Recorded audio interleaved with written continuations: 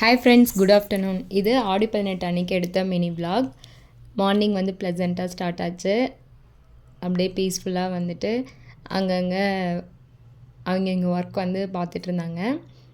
அம்மா வந்து மார்னிங் சீக்கிரமாகவே எழுந்திரிச்சிட்டு அம்மா வந்து குளிச்சுட்டு சாமி கும்பிட்டாங்க. அதுக்கப்புறம் ஆடி 18 அன்றைக்கி எப்போயுமே நான்வெஜ் தான், அது ரெடி பண்ணிகிட்டு இருந்தாங்க. அதுக்கப்புறம் தான் நாங்களாம் குளிச்சுட்டு ரெடி ஆனோம். அன்றைக்கி அவுட்ஃபிட் இது தான் எங்களுது. அதுக்கப்புறம் ஆடி 18 அன்றைக்கி வந்துட்டு தாலி பிரித்து கோக்கணும். நாங்கள் வந்து மஞ்சக்கயிறு மட்டும் கட்டி ஹஸ்பண்ட் கையில் தாலிக்கு வந்து குங்குமம் வச்சுட்டு எல்லாம் ரெடி ஆகிடுச்சு.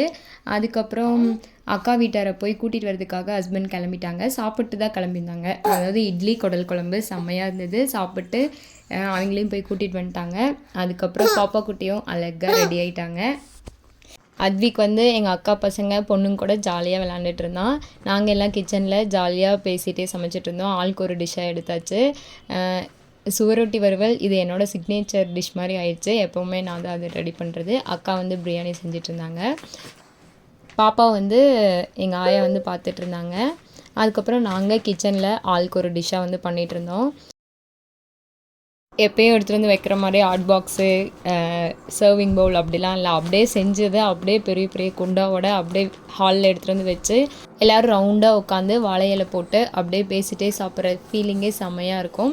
இந்த வீடியோட கண்டினியூஷன் நெக்ஸ்ட் வீடியோவில் பார்க்கலாம்.